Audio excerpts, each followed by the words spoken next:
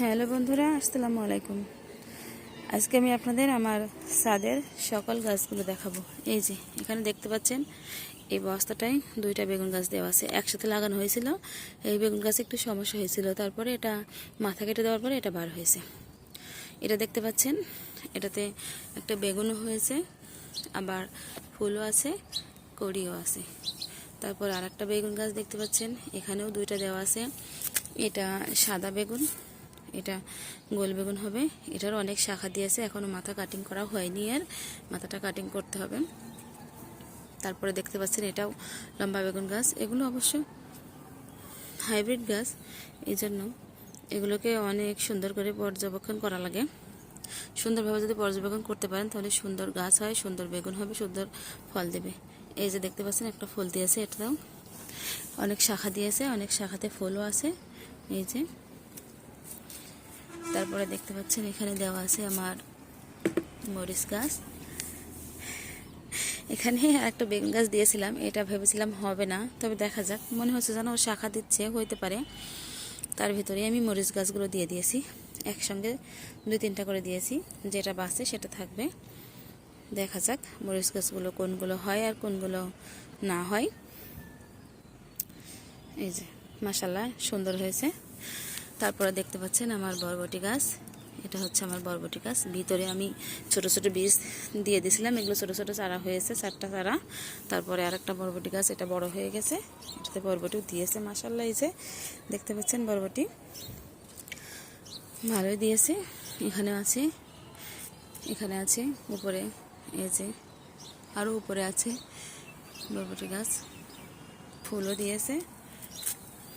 তারপরে এই যে সেই বেগুন গাছটা যেটাতে অনেক বেগুন দিয়েছে, এটা এটা আপনাদেরকে আমি দেখাইছি। এই যে অনেক বেগুন দিয়েছে এটাতে, এটা হচ্ছে বেগুন। এটা কি বেগুন অবশ্য আমি জানি না, আপনারা জানলে জানাবেন কমেন্টে বেগুন গাছটা কি বেগুন গাছ।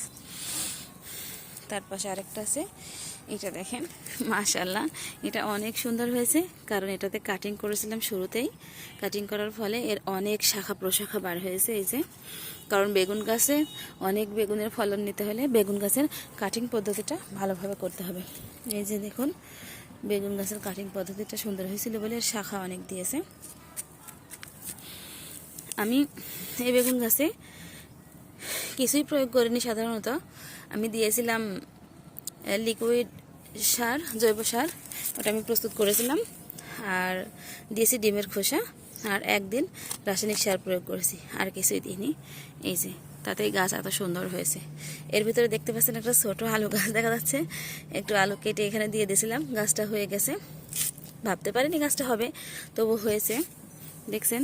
তারপরে দেখেন এটাও বেগুন গাছ, এটা দিয়েছি, ছোটোই দিয়েছি, লাগাইছি, সুন্দর হয়ে গেছে। সাথে আরও একটা দিয়েছিলাম, সেটাও দেখাচ্ছি। এই যে সেটা, এটা দেখেন, এটাও হয়ে গেছে। এগুলো মাশাআল্লাহ লেগে গেছে, এগুলো আর কয়েকদিনে বড় হয়ে যাবে। এগুলো সবই হচ্ছে আমার ছাদ বাগানের বেগুন গাছ। আমার গাছ আরও আছে। এই যে দেখতে পাচ্ছেন, এখানে আমি মাটিটা প্রস্তুত করে রেখেছি। এখানে গোবর মাটি অর্ধেক আর অর্ধেক, মাটি অর্ধেক মিশিয়ে মাটিটা প্রস্তুত করে রেখেছি। আমি ভেবেছি এখানে পুঁইশাক গাছ দেবো, সেজন্য এটা প্রস্তুত করে রেখেছি। এখানে দেখতে পাচ্ছেন এটা হচ্ছে মিষ্টি কুমড়া গাছ, এটাও মিষ্টি কুমড়া গাছ। ওইদিকে আছে লাউ গাছ, এই যে ওখান থেকে এগুলো উঠেছে। যেটা মিষ্টি কুমড়ার পাতা দেখতে পাচ্ছেন, এগুলো লাউ গাছ।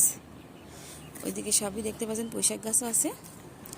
আসলে আমি অনেক ধরনের গাছ দিয়েছি ছাদে, দেখতে পাচ্ছেন। এগুলো আমার লাউ গাছ আর মিষ্টি কুমড়া গাছ একসাথে। এই যে দেখতে পাচ্ছেন আমার লাউ গাছে লাউ দিয়েছে, এটা একটা লাউ, আর একটা লাউ তো আমি ঢেকে রেখেছি। এই যে, কারণ এর আগে আমার মাশাআল্লাহ লাউটা অনেক বড় হয়ে গেছে। সবাই দোয়া করবেন আমার ছাদ বাগানের জন্য, কারণ এর আগে আমার 2টা লাউ ধরে লাউ গাছ মারা গেছে। কেন মারা গেছিল কারণটা খুঁজে পাই নাই, তবে দেখেন আরও আছে লাউ। এই যে একটা লাউ, এই লাউটার পরাগায়ন হয়ে গেছে, দেখা যাক হয় কি।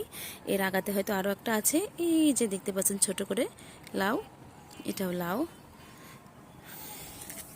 আর একটা লাউর পরাগায়ন হয়ে গেছে। এই যে এই লাউটা, এটাও হবে। সবাই দোয়া করবেন আমার লাউ গাছের জন্য, যাতে আমার লাউ গাছগুলো আরও ভালো হয়, সুন্দর হয়। কারণ ছাদ বাগানে সব কিছু করা, গাছ করা সব গাছের সুন্দর পরিচর্যা করলে গাছ সুন্দর হয়। এই যে এখানেও আমার লাউর দিয়েছে, দেখতে পাচ্ছেন, এগুলোও হবে অনেক সুন্দর। তবে মিষ্টি কুমড়াতে ফুল দিয়েছে। এই ফুলগুলো যে কি, এগুলো যে ফুল হবে নাকি মিষ্টি কুমড়া হবে সেটাই বুঝতে পারছি না, তবে দিয়েছে ফুল। আজকে আপনাদের আমি আমার গাছগুলো সব দেখালাম। এটাও আমার লাউ গাছ। এই লাউ গাছে আমার কাটিং করা হয়েছে। কাটিং করার পর দেখেন 2-3টা শাখা দিয়েছে অলরেডি। এই যে শাখা দিয়েছে, শাখার সাথে লাউও বার হয়েছে। আবার ওইদিকে আছে, ওইদিকে শাখার সাথে লাউ দিয়েছে। মাশাআল্লাহ, আমার গাছ অনেক সুন্দর হয়েছে। এখানে আমার অনেক গাছ আছে। ওই যে পুঁইশাক গাছ, পুঁইশাক গাছগুলো অনেক আগে দিয়েছি, এগুলো অনেক হয়েছে মাশাআল্লাহ। ওইদিকেও আমার লাউ আছে, ওই যে দেখতে পাচ্ছেন আমার লাউ।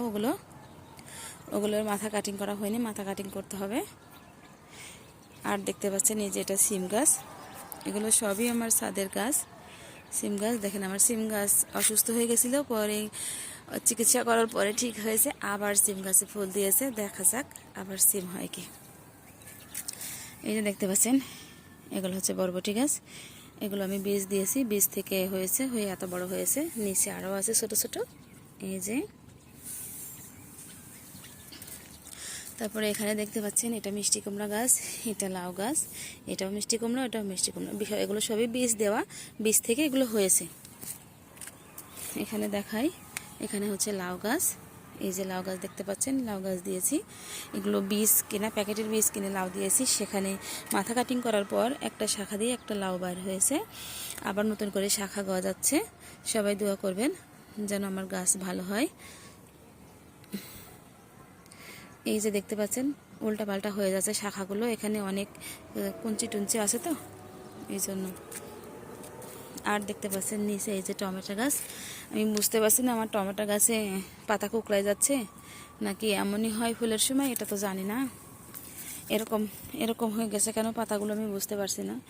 আসলে হয়তো বা পাতায় আমার রোগ লেগে গেছে গাছে। গাছটা সুন্দর হয়েছিল, তারপরেও মনে হচ্ছে যেন রোগ লেগে গেছে। তার সাথে দেখেন পেঁয়াজ গাছ আছে, পেঁয়াজ গাছ দিয়েছিলাম, তার সাথে যে পেঁয়াজের পাতা বার হয়েছে, এটা তো নষ্ট হয়ে গেছে মনে হচ্ছে। আর এই যে লাউ গাছের মাথাগুলো এদিকে এসেছে, ওইখানে আরও লাউ দিয়েছে আমার।